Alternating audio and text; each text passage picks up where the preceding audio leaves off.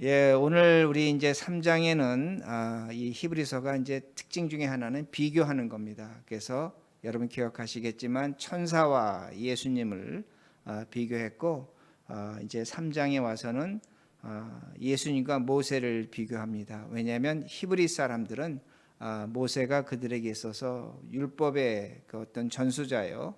또한 제가 지난주에 설교 드린 것처럼 그 히브리 교인들은 과거 유대교 신자들이었습니다. 그러기에 모세에 대한 그 절대적인 신뢰 또한 믿음을 갖고 있었습니다. 그러기에 히브리서가 이것을 계속 비교하는데, 오늘 말씀은 모세의 기적과 예수님의 기적의 그 차이를 설명을 드리겠습니다.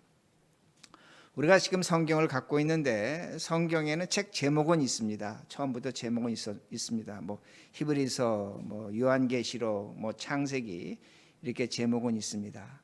그런데 그 성경에 장과 절을 나눈 것은 나중에 이제 사람들이 성경을 읽으면서 읽는 그 분량에 따라서 장과 절을 나누게 되고 여러 가지 형태로 장과 절을 나누게 됩니다. 그건 역사 속에서 점진적으로 나타나게 됩니다. 근데 여러분들 사도행전을 이제 28개의 장으로 나누었습니다.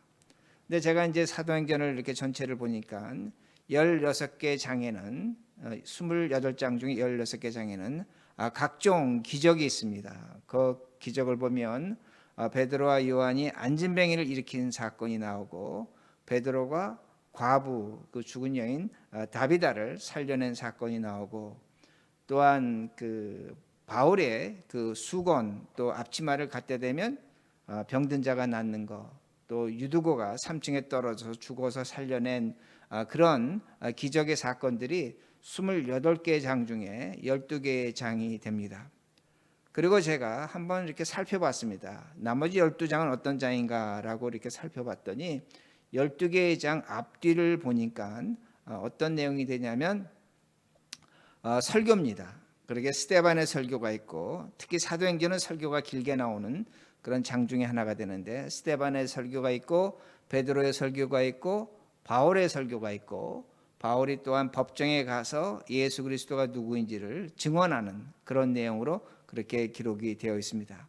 그러니까 사도행전을 우리가 성령행전이라고 그러고, 또 다른 말로 기적의 장이라고 하는데 많은 기적이 있는 겁니다. 근데 제가 이거를 왜 이렇게 살펴봤냐면, 이걸 살펴보면서 제가 다시 한번 확신한 것이 뭐냐면, 하나님의 말씀, 즉 예수 그리스도가 우리의 구세주요 하나님 되심을 증언하는 것이 있는데, 그 증언을 뒷받침하기 위해서 기적이 있다는 겁니다. 그러니까 기적을 제가 낮추려고 하는 것은 아닌데, 기적이 하나의 보조장치로 예수 그리스도가 누구인지를 나타내는 보조장치로 사용된 것을 우리가 사도행전을 통해서도 분명히 확인할 수가 있습니다. 자, 왜 제가 이렇게 말씀드리냐면, 기적이라는 것은 상당히 중요하고, 우리가 신앙생활하는 우리 크리스천들에게 있어서 기적은 하나의 원하는 것이 됩니다. 바라는 것이 됩니다. 그러기에 오늘 성경을 제가 그 예수 그리스도의 기적과 모세의 기적을 비교하는데, 우리에게 있는 기적이 무엇인지를 우리가 확실하게 알아야 된다는 그 말씀이 됩니다.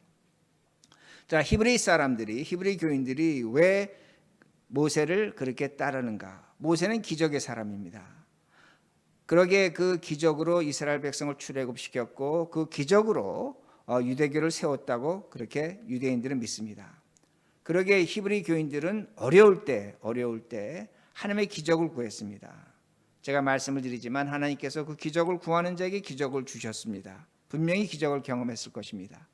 그런데 그들에게 고난이 끝나지 않는 겁니다. 계속되는 고난이 있는 겁니다. 그러면 기적이 계속적으로 나타날 텐데, 기적이 계속적으로 나타나지 않는 겁니다. 한 번은 나타나고 두 번은 나타나는데 연속적으로 나타나지 않는 겁니다. 그러다 보니까 그 일부 교인들이 유대교로 다시 돌아갑니다. 왜 돌아가냐면, 유대교의 하나님이나 초대교회 예수 그리스도가 믿는 하나님이 똑같은 하나님입니다. 왜냐하면 당시에는 성경이 구약 성경만 갖고 있었기 때문에 별 차이를 느끼지 못했습니다. 그러기에 그들이 유대교로 돌아가고, 그 유대교로 돌아가는 그 현상에 대해서 오늘 히브리서 기자가 가르쳐주고 말씀하는 겁니다. 돌아가면 어떻게 되느냐? 끝이 없다는 겁니다. 안식이 없다는 겁니다. 오늘 성경이 그걸 우리에게 가르쳐주고, 더 나가서 그 돌아갈 때 그들은 하나님을 믿지 않는 것이고 더 나가서 예수 그리스도 그 구원을 버리는 것임을 성경이 다시 한번 가르쳐 줍니다. 예수님을 떠난다는 겁니다. 그러기 오늘 본문을 보시면 우리가 본문 읽은 것 7절에서 11절의 말씀은 시편 95편 7절에서 11절의 말씀을 그대로 따온 겁니다. 그러기에 오늘 본문을 이해하려면 우리가 시편을 읽어야 되는데 여러분 시편 95편을 펴시기 바랍니다. 집에 있는 분들도 성경을 펴시기 바랍니다. 제가 그래서 오늘 분명 이거 성경을 좀 보시게 하려고 제가 앞으로 자막을 부탁드리지 않았습니다. 여러분 시편 95편 보시면 오늘 본문 7절과 11절의 말씀이 히브리서의 말씀이 시편 95편 7절과 11절의 말씀과 아주 유사합니다. 거의 똑같습니다.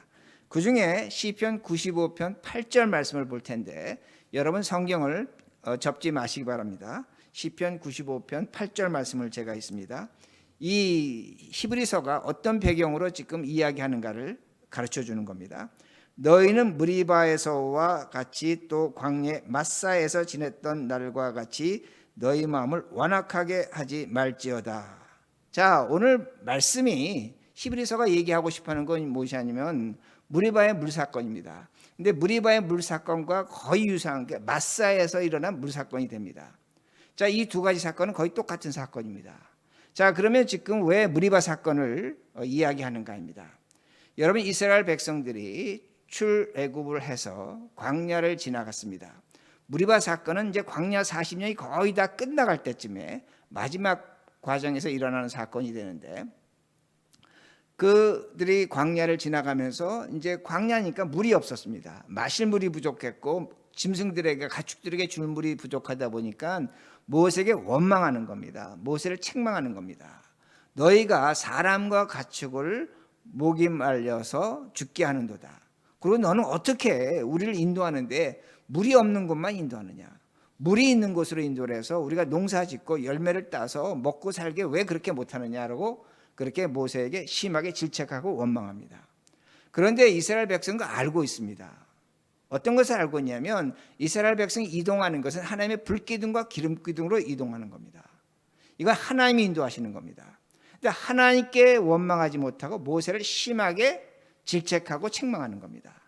그러니까 모세 입장에서 억울한 겁니다. 왜? 백성들의 그 책망을 들으니까 하나님이 인도해서 무리바에 왔는데 백성들은 그 무리바에 물이 없다고 지금 모세를 원망하고 있는 겁니다.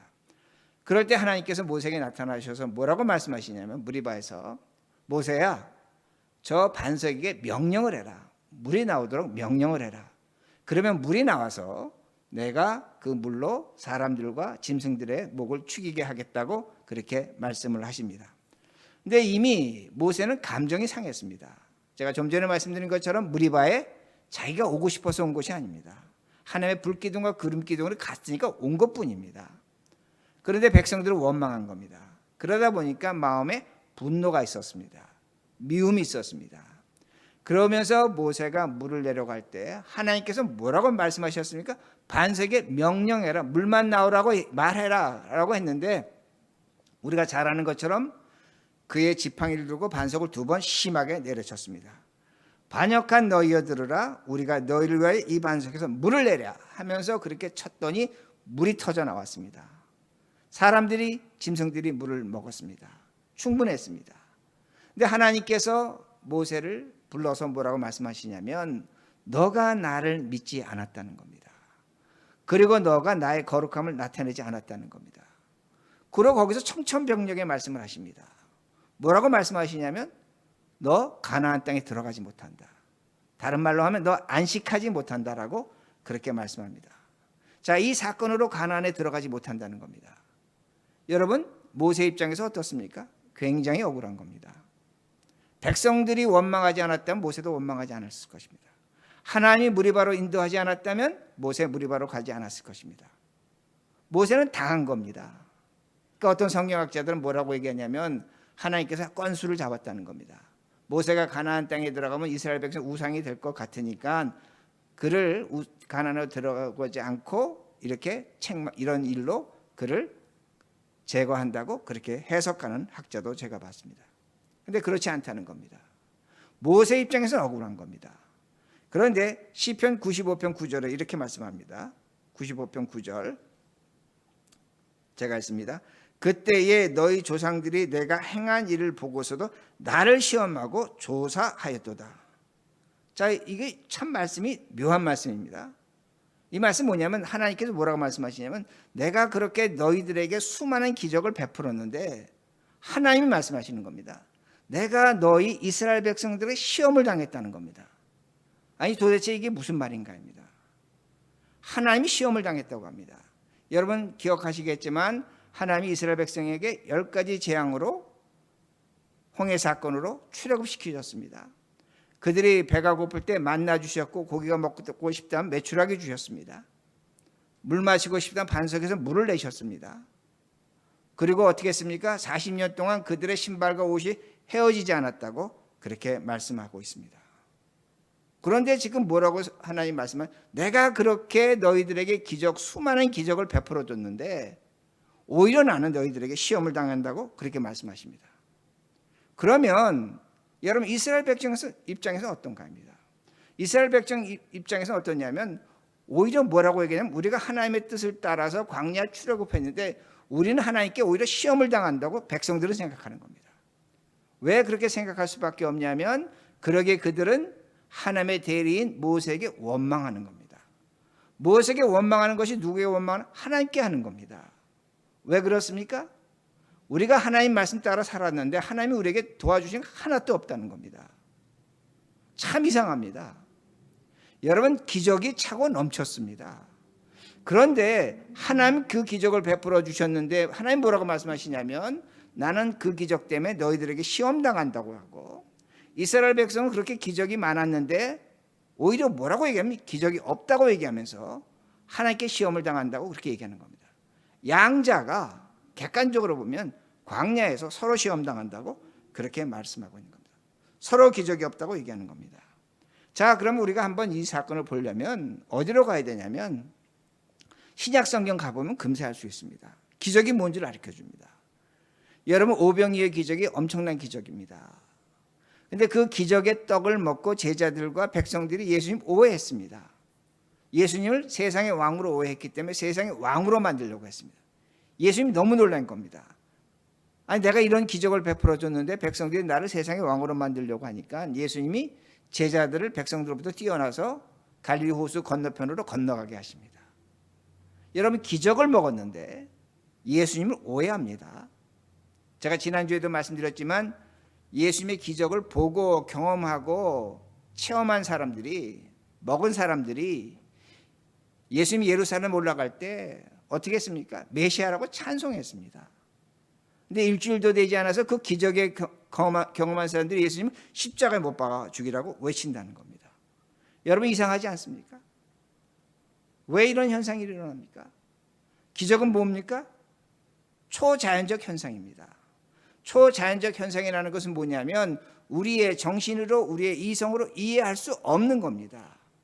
다른 말로 말씀드린다면 기적은 하나님이 나타나시는 겁니다. 하나님의 힘이 나타나는 겁니다. 근데 그 하나님의 힘이 나타나는데 오늘 성경이 우리에게 보여주는 건 뭐냐면 이스라엘 백성들도 마찬가지고 신약에 있는 백성들도 마찬가지고 그 기적을 오해한다는 겁니다. 이 기적에 대해서 우리가 생각하는 것처럼 우리는 뭔지 알 것 같은데 사실 우리도 기적을 받으면 모릅니다. 그 기적으로 오히려 하나님 오해하고 더 나가서 심지어는 예수님을 죽이기도 한다는 겁니다. 왜 이런 기적이 나타나는가입니다. 왜 이런 현상이 나타나는가입니다. 여러 가지 이유가 있지만 그 중에 하나는 이겁니다. 여러분 우리가 하나님의 말씀으로 회개하면 우리의 모든 것은 기적입니다. 이건 너무나 당연합니다. 회개하면 모든 것이 기적입니다. 그런데 우리가 하나님 말씀으로 회개하지 않으면 하나님이 기적을 그냥 갖다 줘도 모든 것을 기적으로 주어도 지금 이스라엘 백성이나 신약에 나오는 백성들처럼 기적이 아닙니다. 오해할 수 있다는 겁니다. 심지어 죽인다는 겁니다. 성경이 우리에게 가르쳐 주는 것이 뭐냐면 기적이 중요하죠. 기적이 있어야 되죠. 근데 그 기적으로 인해서 사람들이 예수님을 배신하고 하나님 배신하고 하나님을 시험에 들게 하고 더 나아가서 자신들이 하나님의 도움이 없다고, 시험에 빠져 있다고 그렇게 말하고 있다는 겁니다. 그러게 중요한 건 뭐냐면 우리가 기적을 정말로 제대로 알려면 우리가 정결해져야 됩니다. 우리가 하나님의 말씀으로 회개해야 된다는 그 말씀이 됩니다. 여러분, 이렇게 돼야만, 기적을 제대로 알려면 이렇게 돼야 되면 우리가 다음 문제를 해결할 수 있습니다. 여러분, 제가 좀 전에 뭐라고 말씀드렸냐면 모세가 억울하다고 말씀드렸습니다. 이스라엘 백성 때문에, 하나님 때문에 그 가나안 땅에 들어가지 못합니다. 제가 좀 전에 말씀드린 것처럼 백성들이 그 불만이 극심했습니다. 하나님이 불기둥과 구름기둥으로 무리바로 인도한 겁니다. 모세가 성질은 났죠. 화가 났죠. 그래서 분노했죠. 그런데 모세가 가나안에 들어가지 못합니다. 무엇 때문인가입니다. 엄밀하게 얘기한다면 모세에게도 회개가 없다는 겁니다. 기적을 베풀고 기적을 받고 기적을 나타낸 사람이지만 모세가 하나님을 모른다는 겁니다. 하나님의 기적의 실체를 모른다는 겁니다. 우리는 모세가 기적을 행했기 때문에 기적을 안다고 생각하는데 이제 나중에 가시면 아시겠지만 그 기적을 모세가 행하면서 받아들이면서 모세도 회개하지 않았다는 겁니다. 그것이 시편 95편 10절에 나타납니다. 시편 95편 10절 제가 읽습니다. 내가 40년 동안 그 세대로 말미암아 근심하여 이르기를 그들은 마음이 미혹된 백성이라 내 길을 알지 못한다 하였도다. 자, 하나님은 40년 동안 이스라엘 백성에게 기적을 베풀어 주셨는데 근심했다는 겁니다. 그리고 그 기적을 베풀어 줬는데 그들이 오히려 미혹되고 잘못된 길을 가고 그리고 가야 될 길을 알지 못한다고 그렇게 말씀하는 겁니다. 근데 여기서 중요한 단어가 뭐냐면 하나님이 근심했다는 겁니다. 여기서 근심했다는 것은 히브리어로 어떤 의미가 되냐면 마음이 찢어진다는 겁니다. 찢어지면서 분노하시는 겁니다. 이게 근심이 됩니다. 그러게 영어 번역을 보면 grieved로 번역했는데 비통하다 또는 통탄하다는 그런 의미가 있습니다. 자, 다시 제가 정리해서 말씀드린다면 하나님은 광야 40년 동안 수많은 기적을 베풀어 주셨는데 그 시험으로 하나님은 그것으로 시험당하셨습니다. 그리고 근심하셨습니다. 그런데 이 근심, 하나님께서 이스라엘 백성이 잘못된 길을 가면서 하나님 또한 동시에 분노하시는 겁니다. 그러게 하나님의 그 근심은 뭐냐면 분노가 있는 근심이라는 겁니다. 분노가 있는 근심이라는 겁니다. 슬픈 마음이 있는 근심이라는 겁니다. 그러게 그리브드로 그렇게 번역을 했습니다. 이건 우리도 갖고 있습니다. 부모가 자식이 잘못하면 분노하죠. 잘못한 것에서 화를 내죠. angry하죠. 분노합니다. 분노가 있기 때문에 자식을 야단칠 수도 있고 매를 들 수 있고 또한 그에게 심한 질책을 할 수 있습니다. 그런데 부모가 그렇게 하다 보면 부모로서 우리에게 반드시 찾아오는 게 뭡니까? 자신에 대한 질책입니다. 부모 자신에 대한 질책입니다. 내가 얘를 잘못 키웠구나. 내가 잘못 가르쳤구나. 얘에게 본이 되지 못했구나. 애를 때립니다. 그 애를 때리지만 부모는 자신을 때리는 겁니다. 아이에게 분노하지만 부모는 자신에게 분노하는 겁니다. 지금 하나님께서 말씀하시는 게 뭐냐면 내가 40년 동안 시험을 당하고 분노하지만 내가 근심했다는 이 말씀의 의미는 뭐냐면 이게 바로 하나님의 마음이라는 겁니다. 이스라엘 백성이 잘못한 것에서 분노하지만 거기에 나이가 찢어지는 아픔이 있다는 겁니다. 그런데 모세는 어떻게 했습니까? 모세는 지팡이 들고 분노했습니다. angry했습니다. 그런데 하나님은 어떻게 했습니까? 내 백성에게 너가 왜 angry하느냐입니다. 왜 분노하느냐입니다. 나는 저 백성에게 분노하지만 나는 찢어진 마음이 있다고 하나님께서 말씀하시는 겁니다. 이게 모세와 하나님의 차이란 말씀이 됩니다. 하나님이 왜 근심하시냐면 왜 분노하시냐면 기적을 줬는데 그 기적으로 오히려 이스라엘 백성들 미혹된 길을 가는 겁니다. 잘못된 길을 가는 겁니다. 그러기에 하나님은 grieved 하신 겁니다. 분노하지만 슬픔이 있다고 분명히 말씀하시는 겁니다. 그런데 모세는 반석을 2번 쳤습니다. 분노했습니다. 그러니까 하나님은 모세에게 분노하시는 겁니다. 너 왜 내가 사랑하는 백성에게 너가 왜 분노하냐? 무슨 자격으로 분노하냐? 나는 슬퍼하는데. 그러니까 하나님께서 말씀하시는 겁니다. 너는 너의 분노로 가나안 땅에 들어가지 못한다는 겁니다. 여러분, 이건 오늘날 우리에게 그대로 적용됩니다. 누군가 하나님께 미움받을 짓을 했습니다. 그래서 우리가 그 사람을 미워한다면, 그 사람에게 앵그리한다면 하나님은 우리에게 앵그리하십니다. 하나님이 그 사람 미워한다고 할지라도 하나님은 그 사람에게 슬퍼하며 미워하시는 겁니다. 이 마음을 기억하셔야 됩니다. 오늘도 우리가 누군가가 하나님 앞에 잘못했습니다. 그러게 우리는 그를 질책할 수 있다고 합니다. 그러나 하나님은 앵그리하지 않습니다. 우리가 그에게 앵그리하면 하나님 우리에게 앵그리하십니다. 그러나 하나님 그 사람에게 앵그리한 것이 아니라 그 질책에 하나님의 슬픔이 있다는 것을 기억하셔야 됩니다. 우리가 이렇게 되면 뭘 해야 되냐면 하나님의 근심을 우리가 받아들여야 되는 겁니다. 그런데 우리가 그 근심을 받아들이는 것이 쉽지 않다는 겁니다. 그래서 시편 95편 11절에 이렇게 말씀합니다. 그러므로 내가 노하여 앵그리하여 맹세하기를 그들은 내 안식에 들어오지 못하리라 하였도다. 말씀 나오죠? 하나님이 노하시는 겁니다. 나는 근심하고 슬퍼하는데 너는 앵그리하니까 너 이스라엘 백성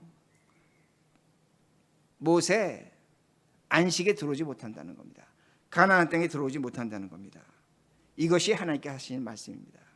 그러기에 오늘 우리가 기적을 통해서 무엇인가 이루려고 하지만 그것에 대한 휴증이 있는 것이고 그것으로 우리가 가야 될 길을 가지 못하고 오히려 분노하고 넘어지는 것을 성경이 보여줍니다. 그러기 히브리서 오늘 본문으로 갑니다. 이제 히브리서 3장 10절을 보시기 바랍니다. 지금까지 말씀을 듣고 히브리서 3장 10절을 봅니다. 제가 읽습니다. 그러므로 내가 이 세대에게 노하여 이르기를 그들이 항상 마음이 미혹되어 내 길을 알지 못하는도다 하였고. 자, 다시 말씀드리면 하나님 모세를 통해서 항상 기적을 주셨습니다. 제가 좀 전에 말씀드린 10가지 재앙, 홍해의 기적, 만나, 메추라기, 반석의 불 항상 기적을 주셨는데 그들은 항상 그 기적으로 미혹을 당했다는 겁니다. 미혹을 당하는 것은 영어로 에스트레이인데 길을 벗어났다는 겁니다. 가야 될 길을 가지 못하고 다른 길로 갔기 때문에 내가 그들에 대해서 분노했다고 그렇게 말씀합니다. 참 이상하지 않습니까? 아니, 기적을 받았는데, 기적을 경험했는데 마음이 미혹을 당한다는 겁니다.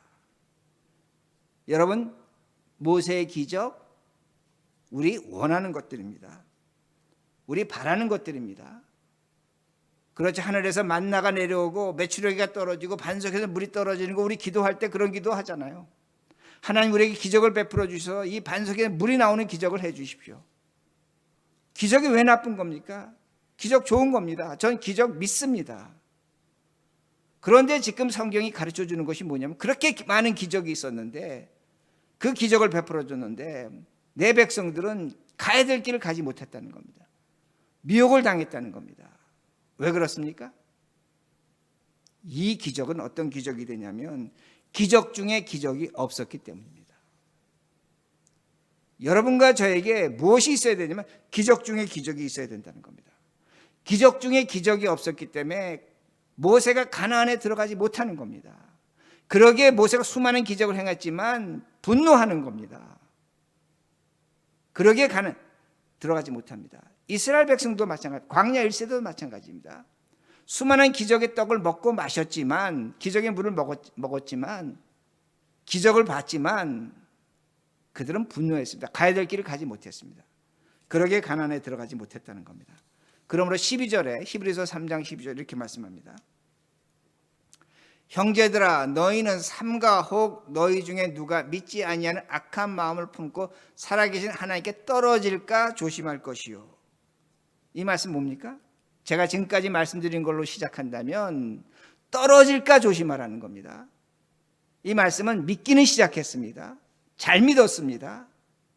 그런데 어느 한순간에 떨어질까 조심하라는 겁니다. 하나님 앞에서 떨어질까 조심하라는 겁니다. 기적으로 모세 시작했습니다. 모세가 기적으로 시작했는데 모세가 가나안에 들어가지 못합니다. 기적의 수많은 경험한 광야 1세대 가나안에 들어가지 못한다는 겁니다. 왜 그런가입니다. 왜 지금 저 말씀이 있는가입니다. 여러분, 기적의 등급이 있습니다. 어떤 등급이 있냐면 하나님만이 하시는 기적이 있고 하나님이 사람에게 허락하시는 기적이 있습니다. 제가 다시 나눕니다. 기적이 있는데 성경을 보면 하나님만이 하실 수 있는 기적이 있고 하나님이 사람에게 허락하시는 기적이 있다는 겁니다. 모세는 하나님의 종입니다. 우리가 지난주에 공부한 것처럼 사람입니다. 그러기에 그의 기적은 하나님이 허락하시는 기적만 할 수 있는 겁니다. 그런데 예수님은 하나님의 아들입니다. 사람이지만 하나님이십니다. 그러므로 예수님이 하시는 기적은 하나님이 하시는 기적을 할 수 있는 겁니다. 그 기적이 뭡니까? 예수님이 십자가에서 죽고 부활하십니다. 기적 중에 기적, 최고의 기적은 뭐냐면 예수님이 십자가에 죽고 부활하심이 기적 중에 기적이라는 겁니다. 최고의 기적이라는 겁니다. 그럼 어떤 분이 이렇게 질문할 수 있죠. 아니, 바울도 죽은 사람 살리고 베드로도 죽은 사람 살렸는데 아니, 예수님이 죽음에 살아나는 게 뭐가 그렇게 대단합니까? 대단합니다. 왜 대단한 줄 아십니까? 죽음에서 살아난 사람들이 있지만 바울과 베드로에 의해서 그들은 죽었습니다. 그런데 예수 그리스도가 죽음에서 부활하신 것은 죽지 않은 영원한 생명의 기적이라는 것을 기억하셔야 됩니다. 그러니까 하나님의 기적이 있는데 그 기적은 뭐냐면 우리를 영원하게 살게 한다는 겁니다. 이게 기적 중의 기적이라는 겁니다. 자, 우리는 예수님의 십자가의 죽음과 부활로 구원받았습니다. 구원받고 세상을 살아갑니다. 그리고 우리는 죽을 것입니다. 그리고 우리는 부활할 것입니다. 그러기에 우리는 무슨 기적을 갖고 있냐면 예수님이 십자가에 죽고 부활하심으로 우리에게 이런 죽음에서 부활의 기적이 주어졌다는 겁니다. 그러니까 우리 자신이 지금 최고의 기적을 갖고 있는 겁니다. 기적 중에 기적을 갖고 있는 겁니다. 그러기에 우리에게 하나님께서 기적을 주신다면 감사할 수 있고 기적을 주시지 않는다고 할지라도 우리는 감사할 수 있다는 겁니다. 왜 그러냐면 오늘 제가 말씀드린 것처럼 우리는 기적의 후유증을 알고 있습니다. 기적으로 인해서 올바른 길을 가야 되는데 가지 못하는 것도 보고 있습니다. 그런데 우리가 감사할 것은 뭐냐면 예수 그리스도의 십자가의 죽음과 부활로 주어진 기적 중의 기적으로 우리는 이 자리에 있다는 것을 기억하시라는 겁니다. 일부 히브리 교인들은 이 기적을 알면서도 교회를 떠나갑니다. 왜 떠나가냐면 내가 당하는 현실에 당장 기적이 나타나야 되는데 기적이 나타나지 않으니까 예수님의 십자가의 죽음과 부활의 기적이 나에게 무슨 도움이 되느냐입니다. 죽은 다음에 일어날 일 필요 없다는 겁니다. 그러니까 나는 교회를 떠나겠다는 겁니다. 그런데 성경은 오늘 가르쳐 주는 겁니다. 그렇게 떠난 자들에게 암시하는 것이 뭐냐면 안식을 얻지 못한다는 겁니다. 가나안에 들어가지 못한다고 그렇게 말씀합니다. 그래서 13절입니다. 오늘 본문 히브리서 3장 13절. 오직 오늘에 일컫는 동안에 매일 피차 권면하여 너희 중에 누구든지 죄의 유혹으로 완고하게 되지 않도록 하라. 죄의 유혹으로 완고하지 않게 하도록 하라. 이 말씀은 뭐냐면 기적으로 살겠다는 사람들에게 지금 권하는 겁니다. 너가 기적으로 살겠다고 하면 마음이 굳어진다는 겁니다. 완고해진다는 겁니다. 영어 번역은 하드로 번역했습니다. 예수를 믿을 수 없다는 겁니다. 참 아이러니합니다. 기적을 베풀어 주시면 예수를 더 잘 믿을 것 같은데 지금 성경은 뭐라고 가르쳐 주냐면 그것이 죄가 될 수 있다는 겁니다. 오히려 예수를 믿지 않을 수 있다고 그렇게 말씀하고 있습니다. 14절. 우리가 시작할 때 확신한 것을 끝까지 견고히 잡고 있으면 그리스도와 함께 참여한 자가 되리라. 이제 말씀이 나오죠? 제가 좀 전에 말씀드린 것처럼 모세는 시작은 했죠. 기적으로 시작은 했죠. 그러나 모세가 들어갔습니까? 못 들어갔습니까? 영원한 안식, 가나안 안식에 들어가지 못했습니다. 마치지는 못했습니다. 그런데 우리는 끝을 갈 수 있다는 겁니다. 예수님이 십자가에 죽고 부활하시면 그 기적으로 말미암아 우리는 이 땅의 삶을 살아가고 죽음에서 우리는 영원한 안식 하늘나라를 올 것이고 그 예수님이 재림할 때에 우리도 재림할 것입니다. 영원한 생명으로 재림할 것입니다. 그것이 우리의 인생의 끝이라는 겁니다. 우린 죽어서 끝이 아니라 성경이 끝이라고 얘기하는 것은 뭐냐면 죽음 너머에 안식을 넘어서 그리스도가 다시 오실 때 함께 부활하는 것이 우리의 끝이라는 것을 성경은 가르쳐 줍니다. 그러기에 우리가 출애굽 사건을 올바르게 이해해야 됩니다. 어떻게 이해해야 되냐면 여러분 출애굽 사건 아주 의미가 있습니다. 애굽은 뭡니까? 죽음의 세상입니다. 그렇죠? 죽음의 권세가 있는 것입니다. 다시 말씀드린다면 사탄의 세계입니다.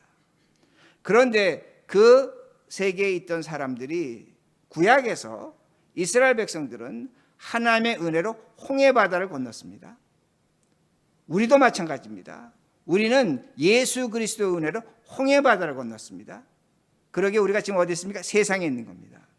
이스라엘 백성도 광야 40년과 같은 세상 살았고 우리도 광야 40년 같은 세상을 살아가는 겁니다. 하나님이 함께 하시는 겁니다. 그런데 이 광야 같은 세상에서 그 다음에 건너갈 것이 요단강입니다. 영원한 안식 가나안입니다. 그런데 모세는 요단강을 건너서 가나안으로 들어가지 못했습니다. 왜? 그가 갖고 있는 기적은 하나님이 허락하신 기적만 행할 수 있었다는 겁니다. 그러기에 우리가 성경을 보면 광야 2세대가 요단강을 건너서 가나안으로 들어갈 때 뭐가 그 요단강을 갈라냅니까? 하나님의, 그렇죠? 기억나시죠? 하나님의 그 궤를 맨 자들이 요단강을 밟을 때 강물이 갈라집니다. 이건 뭘 가르쳐 주는 거냐면 하나님만이 우리를 세상에서 요단강으로 데려가신다는 거예요. 요단을 건너서 가나안으로 들어가게 하신다는 겁니다. 요단강 건너 가나안이 다른 말로 하늘나라입니다. 하나님만이 하신다는 겁니다.